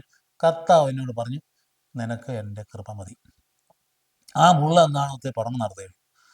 പല കാര്യങ്ങളുണ്ട്. ഇതിലൊരു കാര്യം ഇതാണ്, ആ മുള്ള് അദ്ദേഹം ജനിച്ചു വരുന്ന സമൂഹത്തിൻ്റെ, സമുദായത്തിൻ്റെ എതിർപ്പാണ്. സഹിക്കാൻ പറ്റുന്നില്ല. സ്വന്തം രക്തം തനിക്കിട്ട് തിരിച്ചടിച്ചതാണ് ഈ മുള്ളെന്ന് പറയും. അതുകൊണ്ട് അവർക്ക് കൃപ കൊടുക്കണമെന്ന് പ്രാർത്ഥിക്കുന്നത്. അപ്പം അതുകൊണ്ടാണ് അത് ആ ഭാഗത്തിൽ അങ്ങനെ പറയാനായിട്ട് ഇടയായത്. എന്നിട്ട് പറയുക, ഒലിവ് വൃക്ഷത്തിൻ്റെ മരത്തിൻ്റെ ശാഖകളിൽ ചിലത് മുറിച്ചെടുത്തിട്ട് കാട്ടുളിവിൻ്റെ ആയ നിന്നെ അവിടെ ഒട്ടിക്കുകയും വേരിൽ നിന്ന് വരുന്ന ജീവജലം നീ പങ്കുപറ്റുകയും ചെയ്തിരുന്നെങ്കിൽ നീ ആ ശാഖകളേക്കാൾ വലിയവനാണെന്ന് അഭിമാനിക്കരുത്. അത് വിജാതിയോട് പറയുക. അതായത് നിന്നെ വളരെ കട്ട് ചെയ്ത് എടുത്തുകൊണ്ട് വന്നിരിക്കുന്ന ഒലിവ് വൃക്ഷത്തിലേക്ക് ബഡ് ചെയ്തിരിക്കുന്ന പാവസം നമ്മളൊക്കെ അങ്ങനെ തന്നെയാണ്. നമ്മളെ ബഡ് ചെയ്ത് കർത്താൻ സഭയിലേക്ക് ചേർത്ത് വെച്ചപ്പോഴാണ് നമ്മൾ ക്രിസ്ത്യാനിയായി തീർന്നിരിക്കും. അതുകൊണ്ട് അഭിമാനിക്കുന്നുവെങ്കിൽ നീ വേരിനെ താങ്ങുകയല്ല, വേര് നിന്നെ താങ്ങിയാണെന്ന് ഓർത്തുകൊള്ളാം. വേര് നിന്നെ താങ്ങാം, അതിൻ്റെ റൂട്ട് എന്ന് പറയുന്നത് അങ്ങനെ മറന്നു പോകാനായിട്ട് ഇടയാവരുത്. അതുകൊണ്ട് നീ എന്നാ ചെയ്യേണ്ടേ? എന്നെ ഒട്ടിച്ച് ചേർക്കേണ്ടതിനാണ് ശാഖകൾ മുറിക്കപ്പെട്ടതെന്ന് നീ വിചാരിച്ചേക്കാം. അങ്ങനെ ഉണ്ടല്ലോ. അതായത് ഞാൻ എന്നെ ഈ കാട്ടിൽ നിന്ന് കർത്താവ് പറിച്ചുകൊണ്ട് പോയത് എനിക്ക് ഇച്ചിരി വില ഉണ്ടായിട്ടാണെന്നൊക്കെ നീ വിചാരിച്ചു. പക്ഷേ വിചാരിച്ചേക്കാം. പക്ഷെ അന്നൊരു ഒരു കാര്യമുണ്ട്, അത് ശരിയാകാം. പക്ഷേ അവരുടെ അവിശ്വാസ നിമിത്തം അവർ വിച്ഛേദിക്കപ്പെട്ടു എന്ന് ഓർത്തോളണം. അതായത് തൻ്റെ സ്വന്തം ജനം വിശ്വസിക്കാത്തത് കൊണ്ട്, തന്നെ എതിർത്തത് കൊണ്ട് അവർ വിച്ഛേദിക്കപ്പെട്ടതാണ്. എന്നാൽ നീ വിശ്വാസം വഴി ഉറച്ചു നിൽക്കുകയാണെങ്കിൽ നീ അനുഗ്രഹിക്കപ്പെടുകയാൽ അഹങ്കാരം വെടിഞ്ഞ ഭയത്തോടെ. എത്ര ക്ലിയർ ആയിട്ടില്ല പഠിപ്പിക്കുന്നത്. ഉപമാവിലൂടെ നല്ല ഭംഗിയായിട്ടില്ല പഠിപ്പിക്കുന്നത്. ഇത് കൂടുതൽ ഇങ്ങനെ പഠിപ്പിക്കാൻ പറ്റുന്ന സുന്ദരമായ രീതിയിൽ. അപ്പോൾ പറയുക, എന്തെന്നാൽ സ്വാഭാവിക ശാഖകളോട് ദൈവം കാരുണ്യം കാണിക്കാത്ത നിലയ്ക്ക് നിന്നോടും കാണിക്കുകയില്ല. സ്വാഭാവിക ശാഖകൾ യഹൂദനാ. അവൻ കർത്താവിനെ സ്വീകരിക്കാഞ്ഞതുകൊണ്ട് അവനോട് കാരുണ്യം കാണിക്കില്ല, നിന്നോടും കാണിക്കില്ല. അതുകൊണ്ട് ദൈവത്തിൻ്റെ കാരുണ്യവും കാഠിന്യവും നിന്റെ ശ്രദ്ധയിൽ ഇരിക്കട്ടെ. അതുകൊണ്ട് വീണവനോട് കാഠിന്യവും ദൈവത്തിൻ്റെ കൃപയിൽ നിലനിന്നാൽ നിന്നോട് കാരുണ്യവും അവിടുന്ന് കാണിക്കും. അല്ലെങ്കിൽ നീയും മുറിച്ച് നീക്കപ്പെടും, വെട്ടി മാറ്റപ്പെടും എന്ന് പറയും. തങ്ങളുടെ അവിശ്വാസത്തെ തുറാത്ത പക്ഷം അവരും ഒട്ടിച്ചേർക്കപ്പെടും ആണ് അദ്ദേഹത്തിൻ്റെ പ്രതീക്ഷ. യഹൂദ ജനത്തെ അദ്ദേഹം പ്രതീക്ഷിക്കുക. അദ്ദേഹം പ്രതീക്ഷിച്ച പോലെ തന്നെ പിന്നീടുള്ള കാലഘട്ടങ്ങളിൽ ഒരുപാട് യഹൂദരെ പഠിച്ച് നേരെ കർത്താവിൻ്റെ സഭയിലേക്ക് വന്നു. അടുത്ത നൂറ്റാണ്ട് വരെ വന്നുകൊണ്ടിരിക്കും. അതുകൊണ്ട് പ്രവാചകന്മാർ പ്രവചനം പൂർത്തിയാകണം. അവൻ കുത്തിത്തുളച്ചവനെ അവൻ നോക്കും എന്ന് പ്രവാചകൻ പറഞ്ഞിട്ടില്ലേ? എന്ന് പറഞ്ഞാൽ അവർ നോക്കും അവസാന ഘട്ടങ്ങളിലേക്ക് വരുമ്പോൾ. അപ്പോൾ അതുകൊണ്ട് തിരിച്ചു വരും, അവരെ വീണ്ടും ചേർക്കപ്പെടും, അവരെ വീണ്ടും ഒട്ടിച്ച് ചേർക്കാൻ ദൈവത്തിന് കഴിയും. വലിയ പ്രത്യാശ കിടക്കുന്നുണ്ട്, യഹൂദൻ മുഴുവൻ കർത്താവിലേക്ക് വരുമെന്ന്. വനത്തിലെ ഒലിവ് മരത്തിൽ നിന്ന് നീ മുറിച്ചെടുക്കപ്പെട്ടു. കൃഷിസ്ഥലത്തെ നല്ല നല്ല നല്ല മുളയിൽ അല്ലെങ്കിൽ നല്ല മുന്തിരിയിൽ നീ പ്രകൃതി സഹജമല്ലാത്ത വിധം ഒട്ടിച്ചേർക്കപ്പെട്ടു. അപ്പം അങ്ങനെയാണ് നീ മിടുക്കനായത്. അങ്ങനെയാണെങ്കിൽ ഈ സ്വാഭാവിക ശാഖകൾ അവയുടെ തായ്തണ്ടിൽ വീണ്ടും ഒട്ടിക്കപ്പെടുക എത്രയോ യുക്തമാണ്. അദ്ദേഹത്തിന് സ്വപ്നം കണ്ടു, അത്ര മനോഹരമായ സ്വപ്നം. തൻ്റെ സ്വന്തം ജനം പൂർണ്ണമായിട്ട് ഈശോയിലേക്ക് വരും എന്നുള്ള പ്രത്യാശയാണ്. അത് പൂർത്തീകരിക്കപ്പെട്ടില്ലെങ്കിൽ ഒരു കാലത്ത് വരും എന്നുള്ളതാണ് ഇപ്പോഴത്തെ കാലങ്ങളിൽ കഴിയുന്ന സംഭവങ്ങൾ നമ്മളെ മനസ്സിലാക്കി തരിക. കർത്താവിലേക്ക് വരും, അവരതിലേക്ക് നീങ്ങും എന്നുള്ള സംശയമൊന്നുമില്ല. അതുകൊണ്ട് വിജാതിയുടെ രക്ഷയെക്കുറിച്ച് പുസ്തകം പ്രതിപാദിക്കുന്ന ഭാഗമാണ്. അതുകൊണ്ട് വിജാതിയാർക്ക് അഹങ്കാരം വേണ്ട. അതാണ് നിന്റെ നന്മ കൊണ്ടോ നിന്റെ ഗുണം കൊണ്ടോ ഒന്നുമില്ല നിന്നെ തിരഞ്ഞെടുത്തതും. അത് അഹങ്കരിക്കാനായിട്ട് യാതൊന്നുമില്ല. നീ മുറിച്ചു മാറ്റപ്പെട്ടവനാണെന്നുള്ള ഓർമ്മ വേണം. അതുകൊണ്ട് ആവശ്യമില്ലാത്ത രീതിയിൽ നീ അഹങ്കരിക്കാനായിട്ട് പാടില്ല. കാട്ടൊലിവിൻ്റെ ശാഖയാണ് നീ ആയിരുന്നു നീ. അതുകൊണ്ട് നീ കാട്ടൊലിവിൻ്റെ ശാഖയാണ് വെട്ടി മാറ്റപ്പെട്ട. അതുകൊണ്ട് നീ ഒരു കാര്യം ചെയ്യണം, നീ ഒരിക്കലും ദൈവത്തിൻ്റെ പ്രവൃത്തി വിസ്മരിക്കരുത്. അത് യഹൂദ വംശത്തിന് പ്രാധാന്യം നീ നഷ്ടപ്പെടുത്തി കളയുന്നത്. അവർ വാസ്തവത്തിൽ ശരിയായ മുന്തിരി തണ്ടാണ്. അതുകൊണ്ട് വിശ്വാസം അതാണ് എനിക്ക് എല്ലാത്തിനും മാനദണ്ഡം. അതുകൊണ്ട് അവിശ്വാസത്തെയാണ് കർത്താവ് ശിക്ഷിച്ചത്. അപ്പിസ്തിയ എന്ന് പറയും, ഗ്രീക്ക് അപ്പിസ്തിയം, അവിശ്വാസം എന്ന് പറയുന്നത്. അതുകൊണ്ട് അത് ഉണ്ടാകാൻ പാടില്ല. അതുകൊണ്ട് വ്യക്താഭിമാനത്തിൽ കഴിഞ്ഞു കൂടിപ്പോയി നിങ്ങൾ കണ്ട് വലിയ ഉന്നത യാതൊരാണ്. അങ്ങനെ ചിന്തിക്കാനിടയുണ്ട്. വിശ്വാസത്തിലേക്ക് വന്നു കഴിയുമ്പോൾ സ്വാഭാവികമായിട്ടും അത് വരുന്ന സമൂഹം അവരൊന്നിച്ചു ചേരുകയും അവർ അഭ്യുന്നതയുണ്ടാകുകയും ചെയ്യും. എല്ലാ തലങ്ങളിലും വളരും. വിദ്യാഭ്യാസത്തിൽ വളരും, സമ്പത്തിൽ വളരും, സാമൂഹ്യ തലത്തിൽ വളരും, ഒക്കെ വളരും. വളരുമ്പോഴൊക്കെ ഉണ്ടല്ലോ വ്യക്താഭിമാനം ഉണ്ടാകാൻ പാടില്ലെന്ന് അപ്പസ്തോലൻ പറയുക. അത് നിന്നെ നിരാകരിക്കാൻ ഇടയാകും. അപ്പോൾ ഒരു നിമിഷം മതി എന്നേക്കുമായിട്ട് നഷ്ടപ്പെട്ടു പോകാനായി. അപ്പം അത് നിനക്ക് കിട്ടിയിരിക്കുന്ന ഈ അനുഭവം എന്ന് പറഞ്ഞാൽ എല്ലാ കാലത്തും നിൽക്കുമെന്ന് വിചാരിക്കേണ്ട. അത് നിൻ്റെ വിനയത്തെ ആശ്രയിച്ചിരിക്കും. അതുകൊണ്ട് നീ ശ്രമിക്കുന്നില്ലെങ്കിൽ ഈ വ്യക്താഭിമാനമൊക്കെ നിന്നെ തകർത്താനിടേണ്ടത്. അത് കാരുണ്യവും ദൈവത്തിൻ്റെ കാഠിന്യവും ഉൾക്കൊണ്ടുകൊണ്ട് മുമ്പോട്ട് പോകാൻ പഠിപ്പിക്കുന്ന ആ പാട് നമുക്ക് പ്രാക്ടിക്കലായി അപ്പസ്തോലൻ്റെ അനുഭവത്തിൽ പഠിപ്പിക്കുന്ന കാര്യമായി. ഇന്നും നമുക്കത് വളരെ പ്രസക്തമാകുന്ന കാര്യം ഓർത്തുകൊണ്ട് ആ അവസാന ഭാഗത്തേക്ക് പറയുന്ന ആ സുന്ദരമായ, ഞാൻ നേരത്തെ അതിനെ സൂചിപ്പിച്ച് കർത്താവിൻ്റെ പ്രബോധനങ്ങളെല്ലാം സുന്ദരമാണ്. കർത്താവിൻ്റെ അർത്ഥത്തിൽ നിന്ന് പുറപ്പെടുന്ന ഇപ്സിസിമ വാക്കുകൾ എന്നാണ് ഇതിനൊക്കെ പറയും. വിശുദ്ധ ഗ്രന്ഥത്തിൻ്റെ വാചകങ്ങൾക്കും വാക്യങ്ങൾക്കും അതിൻ്റെ മൂല്യങ്ങൾക്ക് വ്യത്യസ്തതയുണ്ട്. ഉദാഹരണം റിപ്പോർട്ടഡ് ആയിട്ടൊരു കാര്യം പറയുകയാണെങ്കിൽ അതിൻ്റെ മൂല്യം നേരിട്ട് ഡയറക്റ്റായിട്ട് കർത്താവ് പറയുന്ന പോലെയല്ല. അതുപോലെ മറ്റ് ലേഖന ഭാഗത്ത് വരുന്ന ആ ദൈവവചനത്തിൻ്റെ പ്രാധാന്യം ഈശോ നേരിട്ട് പറയുന്ന വാക്യങ്ങൾ പോലെയല്ല. ഇപ്സിസിമ വെച്ച് എന്ന് പറഞ്ഞാൽ ഈശോയുടെ അർത്ഥങ്ങൾ നേരിട്ട് വരുന്ന വാക്കുകൾക്ക് അതിന് അമൂല്യമായ വിലയുണ്ടെന്നുള്ള കാര്യം മനസ്സിലാക്കണം. അതുകൊണ്ട് ഞാൻ വഴിയാണ്, ഞാൻ സത്യമാണ്, ഞാൻ ജീവനാണ്, ഞാൻ ലോകത്തിന് പ്രകാശമാണ്, ഞാൻ നല്ലയിടയാണ് എന്നൊക്കെ പറയുന്ന പോലെ നമ്മുടെ ഹൃദയത്തിലേക്ക് ഒന്ന് പതിഞ്ഞു കഴിഞ്ഞാൽ അത് വ്യാഖ്യാനം ആവശ്യമില്ലാത്ത, മാറ്റമില്ലാതെ ഇടിവെട്ട് പോലെ നമ്മുടെ ഹൃദയത്തിൽ തുളച്ചു കയറുന്ന വാക്കുകളാണ്. ഞാനാണ് അവൻ നയിക്കുന്ന ജീവനാണ്, ജീവൻ നൽകാൻ സമർത്ഥമായവർക്കാണ് ഞാൻ വന്നിരിക്കുന്നത്. ഞാനാണ് എന്നിൽ വിശ്വസിക്കുന്നവൻ്റെ ഹൃദയത്തിൽ നിർത്തുകളിക്കുന്ന ജീവൻ്റെ ജലം ഞാൻ പ്രദാനം ചെയ്യും എന്നൊക്കെ പറയുന്ന വാക്കുകളുണ്ടല്ലോ. ലോകത്തിന് പ്രകാശമാകുമെന്ന് പറയുന്ന ആര് ഈ ഭൂമി ജനിച്ചവന് ഇങ്ങനെ പറയാൻ പറ്റിയിട്ടുണ്ട്? ആര് പറയും? നമ്മൾ വേറൊന്നും പറയണ്ട. ഈശോ ദൈവത്തിനാകുന്ന തെളിവിന് വേറൊന്നും കാണിക്കണ്ട. ഇതങ്ങെടുത്തങ്ങ് പറഞ്ഞാൽ മതി. ഇങ്ങനെ പറയുന്ന ഒരു മനുഷ്യൻ ഭൂമിയിലുണ്ടായിട്ടുണ്ടോ? ഞാനാണ് വഴി, ഞാനാണ് സത്യം, ഞാനാണ് ജീവൻ എന്ന് പറയുന്ന എത്ര മനോഹരമായിട്ടുള്ള സത്യത്തിൻ്റെ വെളിപ്പെടുത്തലാണ് സംഭവിക്കുന്നത്. അതുകൊണ്ട് നിങ്ങൾ എന്നിൽ വസിക്കണം, ഞാൻ നിങ്ങളിൽ വസിക്കും. അതുകൊണ്ട് ഞാൻ എന്നിൽ വസിച്ചു കഴിഞ്ഞാൽ ഞാൻ ചെയ്യുന്ന പ്രവർത്തികൾ നിങ്ങളും ചെയ്യും എന്നൊക്കെ പറയുന്ന ഭാഗങ്ങൾ നോക്കുകയും ഞാൻ സാക്ഷാൽ മുന്തിരിവള്ളിയും എൻ്റെ പിതാവ് കൃഷിക്കാരൻ. നല്ലൊരു ഉപമയാണ്. ഇസ്രായേൽ ജനത്തിൽ അങ്ങനെ ചിന്തയുണ്ടായിരുന്നു. ജനം തമ്പുരാൻ്റെ മുന്തിരിത്തോപ്പാണ്. എൻ്റെ ശാഖകളിൽ ഫലം തരാത്തതിനെ അവിടുന്ന് നീക്കിക്കളയും, എന്നാൽ ഫലം തരുന്നതിനെ കൂടുതൽ കായ്ക്കാനായി അവിടുന്ന് വെട്ടി ഒരുക്കപ്പെടുകയും. ഏശയ്യായുടെ പുസ്തകത്തിൻ്റെ 5-ാം അധ്യായത്തിൻ്റെ എൻ്റെ പ്രിയൻ്റെ മുന്തിരിത്തോപ്പ് എന്ന് പറഞ്ഞ ഭാഗം ഓർക്കുന്നത് നല്ലതാണ്. ഇസ്രായേലിനെ അങ്ങനെയാണ് കാണും, മുന്തിരിത്തോപ്പായിട്ട്. ഞാൻ നിങ്ങളോട് പറഞ്ഞ വചനം നിമിത്തം നിങ്ങൾ ശുദ്ധിയുള്ളവരാണ്. അതാണ് ശുദ്ധീകരിക്കപ്പെട്ടിരിക്കുന്നത്. നിങ്ങൾ എങ്ങനെയാണ്? കർത്താവിൻ്റെ വചനത്തിലൂടെയാണ്. മറ്റേതെങ്കിലും സ്ഥലത്ത് ഓൾഡ് ടെസ്റ്റ്മെന്റിൽ കണ്ട ബലിയർപ്പണങ്ങളിലൂടെയല്ല. അന്നത്തെ ധാന്യബലി, അത് പാവപ്പരിയാല് ബലി, അന്നത്തെ ദഹനബലി, ഇങ്ങനെയുള്ള വലിയ ഭയങ്കര ബലികളിലൂടെയല്ല നിങ്ങൾ ശുദ്ധീകരിക്കപ്പെടുന്നത്. എൻ്റെ വചനം നിമിത്തം ശുദ്ധീകരിക്കപ്പെട്ടിരിക്കുന്നത്. നിങ്ങൾ എന്നിൽ വസിക്കുവേൻ. ഇങ്ങനെ പറയാൻ ആർക്ക് കഴിഞ്ഞിട്ടുണ്ട്? എന്നിൽ വസിക്കാൻ പറയണമെന്നുണ്ടെങ്കിൽ അവിടെ ദൈവമല്ലേ? അല്ലെങ്കിൽ എങ്ങനെ പറയാൻ പറ്റുന്നത്? ഏതെങ്കിലും നടുനായകം നയിക്കുന്ന ഒരു വ്യക്തിക്ക്, ഒരു നേതാവിന് ഇത് പറയാൻ പറ്റുമോ? നിങ്ങൾ എന്നിൽ വസിക്കുവേൻ. ഇങ്ങനെ പറഞ്ഞിട്ടുള്ള പോലെ ഉണ്ടോ? നിങ്ങൾ എന്നിൽ വസിക്കുവേൻ, ഞാൻ നിങ്ങളിലും വസിക്കും. കർത്താവ് നമ്മളിൽ വസിക്കുമെന്ന് അത് സത്യമല്ലേ, യാഥാർത്ഥ്യമല്ലേ? എന്നിട്ട് മുന്തിരിച്ചെടിയിൽ നിൽക്കാതെ ശാഖയിൽ സ്വയമേ ഫലം പുറപ്പെടുവിക്കാൻ അതിന് സാധിക്കാത്തതുപോലെ എന്നിൽ വസിക്കുന്നില്ലെങ്കിൽ നിങ്ങൾക്ക് സാധിക്കില്ല. വളരെ ക്ലിയറല്ലേ, മനോഹരമായ ഓമല്ലേ.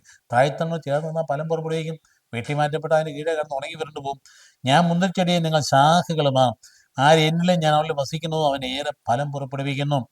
അവർക്ക് മനസ്സിലാകുന്നു, നല്ല സുന്ദരമായിട്ട് മനസ്സിലാകുന്നു. ഒരു വലിയ തത്വജ്ഞാനം അതിനകത്തില്ല, അതിനകത്ത് ഒരു വലിയ പ്രത്യയശാസ്ത്രവുമില്ല, അതിനകത്ത് ഒരു മനസ്സിലാകാത്ത ഒരു ഭാഷയുമില്ല. സാധാരണക്കാരൻ മനസ്സിലാകുന്ന, പക്ഷേ അതിനകത്ത് ദൈവശാസ്ത്രം മുഴുവനുമുണ്ട്. പൂർണ്ണമായിട്ട് ദൈവശാസ്ത്രം അതിനകത്ത് നൽകുന്നുണ്ട്. അവിടുന്ന് പറയുകയാണ്, എന്നെ കൂടാതെ നിങ്ങൾക്ക് ഒന്നും ചെയ്യാൻ കഴിയില്ല. ഈശോയുടെ ജീവരക്തം നമ്മൾ ഒഴുകുമ്പോൾ മാത്രമേ നന്മ ചെയ്യാൻ പറ്റുകയുള്ളൂ. എന്നിൽ വസിക്കാത്തവൻ മുറിച്ച ശാഖ പോലെ പുറത്തെറിയപ്പെടുകയും ഉണങ്ങി പോവുകയും ചെയ്യുന്ന അനന്തരം ആ കമ്പുകൾ ശേഖരിച്ച് തീയിലിട്ട് കത്തിച്ച് കളയുന്നു. തന്നെ ഞാൻ പറയാം, ശിക്ഷ ഒരു ഭാഗത്തുണ്ടെന്ന് പറയാൻ നാച്ചുറലാത് തൽഫലങ്ങൾ പുറപ്പെടുവിക്കുന്ന ആ ഫലം ചേർന്ന് നിൽക്കുന്ന, അല്ലാത്ത വെട്ടിമാറ്റപ്പെട്ട് ഉണങ്ങി വേണ്ടത് തീയിലേക്ക് പോകും. എന്നിട്ട് നിങ്ങൾ എന്നിൽ വസിക്കുകയും എൻ്റെ വാക്കുകൾ നിങ്ങൾ നിലനിൽക്കുകയും ചെയ്യുന്നെങ്കിൽ ഇഷ്ടമുള്ളത് ചോദിച്ചുകൊള്ളുക, നിങ്ങൾക്ക് ലഭിക്കും. അപ്പം ആ ചോദ്യം പ്രാർത്ഥനയുടെ അർത്ഥം എന്താണ്? ദൈവൈക്യത്തിൽ ചോദിക്കണം, എങ്കിലേ അതിന് ഫലമുള്ളൂ. അപ്പോൾ ആ ദൈവൈക്യത്തിലെ ചോദിക്കുന്ന നിങ്ങൾക്ക് ലഭിക്കുമെന്നായി പറഞ്ഞത്. അതുകൊണ്ട് നിങ്ങളിൽ ധാരാളം ഫലം പുറപ്പെടുവിക്കുക, അങ്ങനെ എൻ്റെ ശിഷ്യന്മാരായിരിക്കുകയും ചെയ്യുന്നത് വഴി പിതാവ് മഹത്വപ്പെടുന്നു. അടിസ്ഥാനം ദൈവത്തിൻ്റെ മഹത്വം. അതെല്ലാം അങ്ങ് പറഞ്ഞിട്ട് നമ്മൾ നമ്മൾ ധ്യാനിക്കേണ്ടതാണ്. നമ്മൾ ഈശോയുടെ മുന്തിരി തോപ്പാണ്. ആ കാര്യം നമ്മൾ മറന്നു പോകരുത്. ഇസ്രായേലിലെ ദൈവം കണ്ടത് അങ്ങനെയാണ്. ഞാൻ സൂചിപ്പിച്ചതുപോലെ ആ മണ്ണ് എടുത്തു നോക്കിയ സുന്ദരമായിട്ടുള്ള ആ ഗീതം, എൻ്റെ പ്രിയൻ്റെ മുന്തിരിത്തോപ്പം. ഏശയ്യാ പുസ്തകം 5:5 ആദ്യം 1-7 വരെ വാക്യങ്ങൾ. എന്താ പറയുന്നത്? എൻ്റെ പ്രിയൻ്റെ മുന്തിരിത്തോപ്പ്. അവിടെ എന്നാ പറഞ്ഞു വെക്കുന്നത്? എൻ്റെ പ്രിയൻ മുന്തിരിത്തോപ്പ് ഉണ്ടാക്കി, അതിനെന്ത് ചെയ്തു? അത് വിത്ത് വിരിച്ചു, അതിന് വളം നൽകി, അതിന് വെള്ളം ഒഴിച്ചു, അതിന് വേലി കെട്ടി, എന്നിട്ട് കാത്തിരിക്കുക. എന്ത് കാത്തിരിക്കുക? മുന്തിരിയുടെ ഫലം കിട്ടാൻ വേണ്ടി. അതിന് മുന്തിരി ചക്കും കുഴിച്ചിട്ടു. മുന്തിരിക്കാ പറക്കി കഴിഞ്ഞ ഉടനെ ചക്ക് നാട്ടിയെടുത്തിട്ട് പിന്നെ മുന്തിരിച്ചാറ് ഉണ്ടാക്കാൻ വേണ്ടി കാത്തിരിക്കുമ്പോഴാണ് അത് പൂത്ത് അത് കഴിച്ചു കഴിഞ്ഞപ്പോൾ ഒന്ന് മുഴുവൻ കാട്ട് മുന്തിരി പഴം, കഴിക്കുന്ന പഴം. അപ്പൊ എന്ത് ചെയ്യും എൻ്റെ പ്രിയൻ കൃഷിക്കാരൻ? എന്ത് ചെയ്യും? അത് മുഴുവൻ വെട്ടിക്കളഞ്ഞിട്ട്, മുഴുവൻ വേലിയും പൊളിച്ച് കളഞ്ഞിട്ട് അവന് തീയിട്ട് ചുട്ടുകളയും എന്നാണ് പറഞ്ഞു വെച്ചിരിക്കുന്നത്. അതാണ് മനോഹരമായ ഗീതത്തിൻ്റെ ഭാഗം എന്ന് പറയാം. ഏശയ്യാ 5:1-7 തൊട്ട്. അതുകൊണ്ട് ഈശോയുമായിട്ടുള്ള സജീവ ബന്ധമാണ് നമ്മുടെ ജീവിതത്തിലെ ഏറ്റവും വലിയ ശക്തി. അത് എന്തേലും പ്രഘോഷിച്ചാലും അറിയാവുന്ന ഒരു കാര്യമല്ല. അതായത് മറ്റൊരു കാര്യമില്ല, തലയ്ക്കകത്ത് കൊണ്ടുവരുന്ന ആശയങ്ങളൊന്നുമല്ല. നമ്മുടെ ജീവിതത്തിന് ശക്തി എന്ന് പറയുന്നത് നമ്മൾ ഏതെങ്കിലും കാലത്ത് ഒരുക്കുട്ടി വെച്ചിരിക്കുന്ന സംവിധാനങ്ങളല്ല, അല്ലെങ്കിൽ നമ്മുടെ സഭയുടെ ശക്തിയും നമ്മുടെ സഭയുടെ സ്ഥാപനങ്ങളല്ല. ഇതൊന്നുമല്ല. നമുക്ക് കൂട്ടി വെച്ചിരിക്കുന്ന മനുഷ്യന്റെ ദൃഷ്ടിയിൽ കാണുന്ന ഭൗതികമായ നന്മകളൊന്നുമല്ല. ആ വെപ്രാളം നമുക്ക് ആവശ്യമില്ല. കൊണ്ടുപോകട്ടെ, ഈ പള്ളിക്കൂടങ്ങൾ കൊണ്ടുപോകട്ടെ എന്നുള്ള മനോഭാവം നമുക്ക് വേണ്ടേ? അതിനുവേണ്ടി നീതിപൂർവമായിട്ട് പെരുമാറാനുള്ള നമ്മൾ നിയമനിഷ്ഠയായിട്ട് പ്രവർത്തിക്കേണ്ടതുണ്ട്. നമ്മുടെ ഏറ്റവും വലിയ ശക്തി എന്താണ്? ഈശോയുമായുള്ള സജീവമായ ബന്ധമാണ്. അത് നമ്മൾ പാലിച്ചെങ്കിൽ മാത്രമേ അത് ശരിക്കും നമ്മുടെ മക്കൾ പാലിക്കുകയുള്ളൂ. അതിനകത്ത് നമ്മൾ മാന്യം കൊണ്ടുവന്നു കഴിഞ്ഞിരിക്കുന്നു, മന്ദീഭവിച്ചിരിക്കുന്നു. നമ്മൾ എത്ര കമ്മ്യൂണിറ്റി ആയിട്ട് മാറിയിരിക്കുന്നു. നമ്മൾ ഈശോയെ പ്രഘോഷിക്കേണ്ടതിൽ പിന്നോക്കം പോയിരിക്കുന്നു. നമ്മൾ ആഡംബരം, അനുഷ്ഠാനങ്ങളും തിരുനാളുകളും ബഹളങ്ങളുമായിരിക്കുന്നു നടക്കുന്നു. നമുക്ക് ഹൃദയബന്ധം എന്ന് പറയുന്നത് കുറഞ്ഞു പോയിരിക്കുന്നു. ഇത് പരിശോധിക്കേണ്ട കാര്യമല്ലേ? ആത്മാർത്ഥമായി പരിശോധിക്കേണ്ടതല്ലേ? എന്താണ് യൂറോപ്യൻ സഭകൾക്ക് പറ്റിയത്? യൂറോപ്യൻ സഭകൾക്ക് നശിച്ചുപോയെന്ന് ആരും പറയണ്ട, അതൊക്കെ അവിടെ തന്നെ ഉണ്ട്. സംഭവിച്ചതാണ് ആ ആന്തരിക ബന്ധമുള്ള വ്യക്തികളുടെ എണ്ണം കുറഞ്ഞത്. അത് അങ്ങനെയുള്ള വ്യക്തികൾ ഇപ്പോൾ ഒരു കൂട്ടി വരുന്നുണ്ട്. അവർ ചെറിയ സമൂഹമായിട്ട് രൂപപ്പെട്ട് വരുന്നുണ്ട്. അങ്ങനെ വ്യക്തികൾ ഒന്നിച്ച് ചേർന്നും വരുന്നുണ്ട്. അതുകൊണ്ട് അത് എല്ലാ കാലത്തും ഇങ്ങനെ സംഭവിക്കുന്നതാണ്. അപ്പോൾ കർത്താവ് ആ ബന്ധം അകന്നു പോയാൽ അത് അപകടകരമാണ്. അത് പിന്നെ ഫലം പുറപ്പെടുവിക്കുകയില്ല. അതുകൊണ്ട് എന്നാ സംഭവിക്കുന്നത്? ഫലം പുറപ്പെടുവിച്ചുകൊണ്ടിരിക്കാൻ കർത്താവ് വെട്ടിയൊരുക്കുക എന്നതാണ് ജീവിതത്തിന്റെ ക്ലേശങ്ങളും കഷ്ടപ്പാടും ഒക്കെ.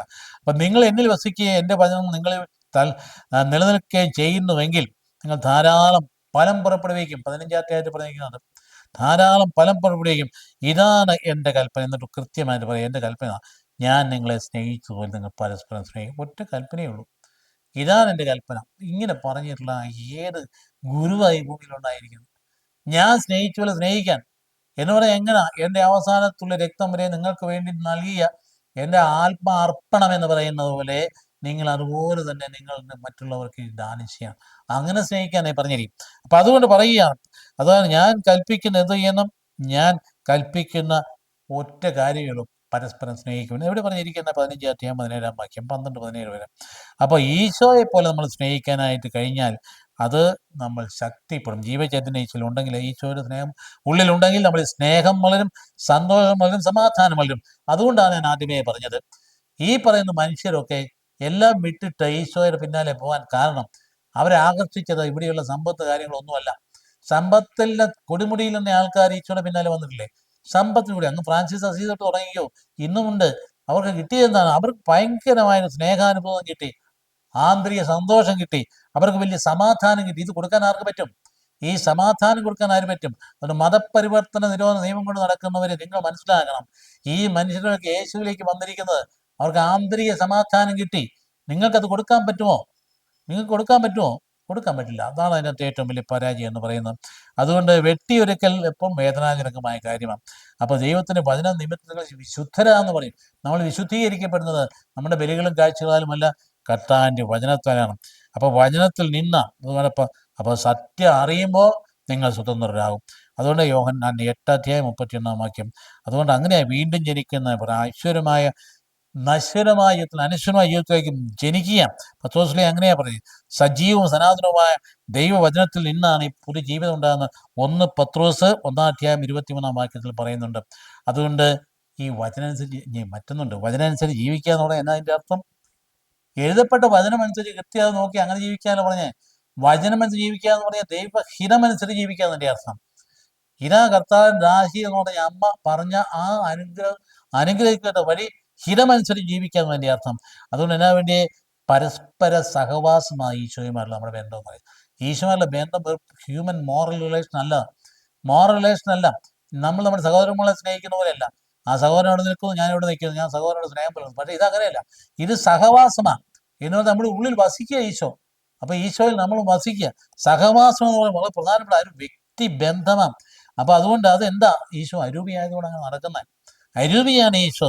അതുകൊണ്ട് അതല്ലേ അടച്ചിട്ട മുറിയിലേക്ക് കർത്താവ് എങ്ങനെ കടന്നു ചെയ്യുന്ന ശിഷ്യന്മാരുടെ അടുത്തേക്ക് കടന്നു ചെയ്യുന്നതിന് കാര്യം എങ്ങനെയാ?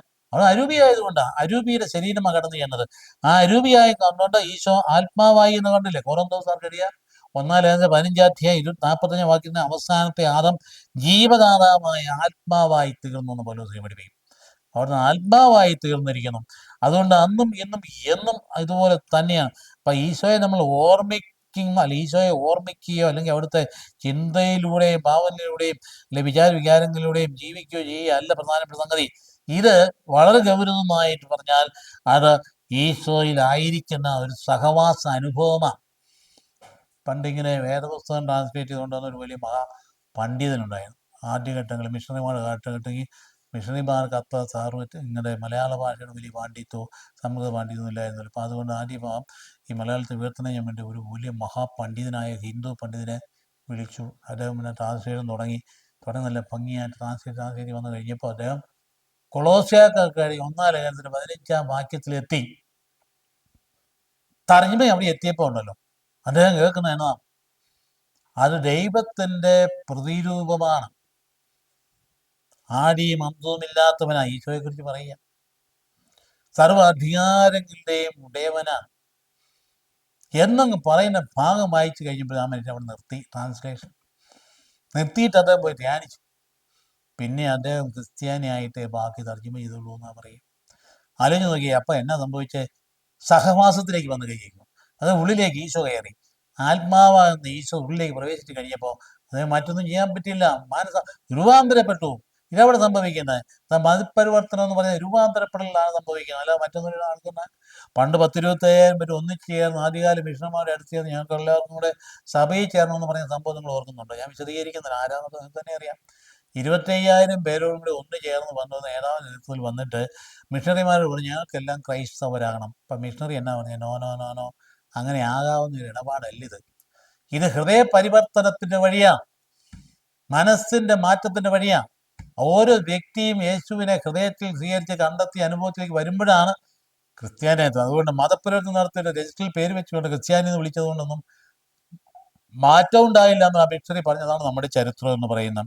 അതുകൊണ്ട് വ്യക്തിബന്ധം എന്ന് പറയുന്നത് അത് ജീവന്റെ സൽപ്രവർത്തികൾ ചെയ്യുന്നത് കൂടെയല്ല, ജീവന്റെ പ്രകാശമായി നമ്മൾ രൂപാന്തരപ്പെടുകയാണ്. അതാണ് ഞാൻ മുന്തിരിവള്ളിയും ഞങ്ങൾ ശാഖകളും, അതായത് നിങ്ങൾ എന്നിലും ഞാൻ നിങ്ങളിലും വസിക്കുന്നു എന്ന് പറയുമ്പോൾ അർത്ഥമാക്കുന്ന പ്രധാനപ്പെട്ട കാര്യം അത് അരൂപിയാണ് ജീവൻ നൽകുന്നത്. നിങ്ങളോട് ഞാൻ പറഞ്ഞ വാക്കുകൾ അരൂപിയും ജീവനുമാണെന്ന് കർത്താവ് പറയാൻ കാര്യം 6-63 അങ്ങനെ പറയുന്നു. അപ്പം അരൂപിയുടെ ഫലങ്ങൾ എന്താണ്? ആ അരൂപിയുടെ ഫലങ്ങളാണ് സ്നേഹവും സന്തോഷവും സമാധാനവും. അതുകൊണ്ട് ഈശോയുമായുള്ള വ്യക്തിബന്ധം എന്ന് പറഞ്ഞാൽ പേഴ്സണൽ റിലേഷൻ. വ്യത്യാസം മനസ്സിലാക്കണം. വ്യക്തിബന്ധം പേഴ്സണൽ റിലേഷനാണ്, ഇൻഡിവിജ്വലിസ്റ്റിക് റിലേഷൻ അല്ലത്. എന്ന് പറഞ്ഞാൽ personal relation open to others, ഇതാണ് പേഴ്സണൽ റിലേഷൻ. അതുകൊണ്ടാണ് സഭാത്മകമാണെന്ന് പറയും. അത് മനസ്സിലാക്കണം. സഭയിലുള്ള ബന്ധം എങ്ങനെ? ഈശോ ഉള്ളിൽ വസിക്കുന്ന ആളുകളാണ് സഭയുടെ അംഗങ്ങളെല്ലാം. അപ്പം അതുകൊണ്ട് നീ ഈശോയിൽ വന്നു കഴിയുമ്പോൾ നീ അറിയാതെ ഓപ്പൺ ചെയ്യുകയാണ് മറ്റുള്ളവരെ. അതാണ് സഭയുടെ കൂട്ടായ്മയുള്ള ബന്ധം എന്ന് പറയും. അതായത് പേഴ്സണൽ റിലേഷൻ ഇൻഡിവിജ്വലിസ്റ്റിക് റിലേഷനായിട്ട് തെറ്റിദ്ധരിക്കരുത്. ഇൻഡിവിജ്വലിസ്റ്റിക് റിലേഷൻ ഇൻഡിവിജ്വലിസ്റ്റാണ്. നീ കാര്യം നേടി, നിന്റെ കാര്യം നേടി, നിനക്ക് പിന്നാലും ബന്ധമില്ല, നീ അങ്ങ് പോവാം. നീ കുർബാന സ്വീകരിച്ച് നീ അങ്ങ് വേറൊരു ബന്ധമില്ല. അതല്ല സഭയെന്ന് പറയും. സഭയെന്ന് പറഞ്ഞാൽ പേഴ്സണൽ ഈശോ റിലേഷൻ എന്ന് പറയുമ്പോൾ ഓപ്പൺ ടു അതേഴ്സ്. അതാണ് ഏറ്റവും പ്രധാനപ്പെട്ടത്. അത് കമ്മ്യൂണിറ്റേറിയനാണ്. നമ്മുടെ വിശ്വാസത്തിന് പ്രത്യേകത, സമൂഹത്തോട് പ്രതിബദ്ധതയുള്ളതാണ്. അതുകൊണ്ടല്ല നമ്മുടെ ജീവകാരുണ്യ പ്രവർത്തനം എന്ന് പറയുന്ന ആരെയും കാണിക്കാൻ വേണ്ടി ചെയ്യുന്നതല്ല. അത് ഈശോയുടെ സാന്നിധ്യത്തിൽ ഉണ്ടാകുന്ന സ്വാഭാവിക പ്രതികരണമാണ് നമ്മുടെ ജീവകാരുണ്യ പ്രവർത്തനം. നമ്മളാരെയും പഠിപ്പിക്കേണ്ട കാര്യമില്ല. അത് നമ്മളെ ജീവകാരുണ്യം പഠിപ്പിക്കാൻ ആർക്കും ഈ ഭൂമി ശക്തിയില്ല. കാരണം ഇതിപ്പുറപ്പുറത്ത് എന്താ ചെയ്യുന്നത്? കർത്താവിൻ്റെ സാന്നിധ്യ അനുഭവത്തിലേക്ക് വന്ന വ്യക്തി അത് അറിയാതെ കവിഞ്ഞൊഴുകുന്നതാണ് ജീവകാരുണ്യ പ്രവർത്തനം പറയുന്നത്. സഹവാസത്തിൻ്റെ ഫലങ്ങൾ എന്താണ്? അതിൻ്റെ ഫലം ഏറ്റവും ആളുകളെ നമ്മുടെ പ്രാർത്ഥന കേൾക്കുന്ന ഉറപ്പാണ് നൽകിയിരിക്കുന്നത്. അല്ലേ കർത്താവ് പറഞ്ഞിരിക്കുന്നത്, പിതാവിൻ്റെ മടിയിലിരിക്കുന്ന ഏകജാതന് നിരന്തരം പിതൃത്വ ബന്ധത്തിൽ ജീവിക്കുന്നതാണ്. അപ്പം നമ്മൾ പ്രാർത്ഥനയ്ക്ക് ഉറപ്പ് കിട്ടും. അതായത് നമുക്ക് ആ വ്യക്തിയെ വൈയക്തിക ബന്ധം, ഹൃദയൈക്യം ഉണ്ടായിക്കഴിയുമ്പോൾ ആ പ്രാർത്ഥനയ്ക്ക് വലിയ ശക്തി കിട്ടും. അപ്പോൾ അതുകൊണ്ടാണ് അത് ദൈവൈക്യത പ്രാർത്ഥന. ദൈവൈക്യം നടക്കുമ്പോഴാണ് ചോദിക്കുന്നതൊക്കെ നിങ്ങൾ ചോദിക്കുവിൻ, അപ്പോൾ നിങ്ങൾക്ക് കണ്ടെത്തും, നിങ്ങൾ അന്വേഷിക്കും കണ്ടെത്തും, ചോദിക്കും ലഭിക്കും, മുട്ടുവിൽ തുറക്കപ്പെടും എന്ന് പറയുന്നത് എന്താണ്? ദൈവൈക്യത്തിൽ ചെയ്യാനാണ് പറഞ്ഞത്. അല്ല ദൈവൈക്യത്തോടെ ചോദിച്ചിട്ട് കിട്ടിയില്ലെന്ന് പറഞ്ഞിട്ട് കാര്യമൊന്നുമില്ല. നീ ദൈവൈക്യത്തിലാണോ പ്രാർത്ഥിച്ചത്? നീ ഏറ്റവും പ്രാധാന്യം കൊടുത്ത ഈ ഒരു കാര്യത്തിനാണോ? ആണെങ്കിൽ നിനക്ക് ഫലമുണ്ടാകും. അതുകൊണ്ട് 3 കാര്യങ്ങളാണ് പ്രാർത്ഥനയിൽ. ഒന്ന്, ആവശ്യങ്ങൾ ദൈവസന്നിധിയിൽ അവതരിപ്പിക്കണം. ഒരു കുഴപ്പമൊന്നുമില്ല. അതെന്ത് വേണം?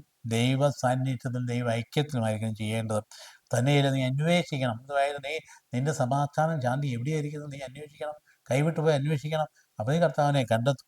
തന്നെയല്ല നീ എന്ത് ചെയ്യണം? അപ്പോൾ നീ മുട്ടണം. എവിടെയാ മുട്ടുക എന്ന് പറഞ്ഞാൽ ഉടനെ അർത്ഥം പറ്റുന്ന വാതില. ഞാൻ നല്ലയിടയനാകുന്നു, ഞാൻ വാതിലാകുന്നു, എന്നിലൂടെയാണ് എല്ലാവരും പിതാവിൻ്റെ പക്കലേക്ക് പോകുന്നത്. ഇതിലൂടെ എല്ലാം ആർക്കും പോകാൻ പറ്റില്ല. ഞാൻ വാതിലാകുന്നു. അത് സ്നേഹത്തിൻ്റെ വാതിലാണ്. അപ്പോൾ അതുകൊണ്ട് പിതാവ് മഹത്വപ്പെടും. അതുകൊണ്ട് നമ്മൾ ഈ ഭാഗങ്ങൾ എടുത്ത് നോക്കുമ്പോൾ എന്ത് ധ്യാനിച്ചാലും തീരാത്ത സുന്ദരമായ ഭാഗങ്ങൾ ഹൃദയത്തിലേക്ക് ആഞ്ഞു പുൽകി സ്വീകരിച്ചിട്ട് ഹൃദയം കൊണ്ട് ധ്യാനിക്കണം. ഞാനീ പറഞ്ഞ കാര്യങ്ങൾ നിങ്ങളത് വായിച്ചു കഴിയുമ്പോൾ നിങ്ങൾക്കൊണ്ടാകുന്ന ചിന്തകൾ വ്യത്യസ്തങ്ങളായി ആഴമായി ജീവിതത്തെ സ്പർശിക്കുന്നതാകും. ഒരു സംശയം, പരിശുദ്ധാത്മാവിൻ്റെ പ്രവർത്തനമാണ്. അല്ല ഒരാളുടെ വാക്ക് കേട്ട് കഴിഞ്ഞാൽ ആ വാക്ക് അതിനനുസരിച്ച് അനുകരിക്കുകയല്ല. ആ വാക്കുകൂടെ കേട്ട് കഴിയുമ്പോൾ ഹൃദയം ജ്വലിക്കുക. ഈ ജ്വലനം ഇവിടെയുണ്ട് സുവിശേഷത്തിൽ ജ്വലനം നമ്മുടെ ജീവിതത്തിൽ അനുഭവപ്പെടണം. ആ എമ്മാവൂസിൽ പോയി ശിഷ്യന്മാരോട് എൻ്റെ ഹൃദയം ജ്വലിക്കുന്നുണ്ടായെന്ന് പറഞ്ഞാൽ ആ ഹൃദയത്തിന് ജ്വലനമാണ് നമ്മളെ ശക്തരാക്കി മാറ്റുന്നത്. അത് നമ്മളെ അടങ്ങിയിരിക്കാൻ അനുവദിക്കാത്തത് കൊണ്ടാണ്. അത് നമ്മൾ സുവിശേഷം പ്രഘോഷിക്കാതിരിക്കാൻ പറ്റില്ല. നമ്മൾ ദൗത്യം നിർവഹിക്കാതിരിക്കാൻ പറ്റില്ല. ആ ജ്വലനമാണ് നമ്മുടെ ജീവിതത്തെ മഹത്വീകരിക്കുക. അതെന്താണ്? അത് പിതാവിൻ്റെ മഹത്വമാണ്. ദൈവം അനുഗ്രഹിക്കട്ടെ. കർത്താവ്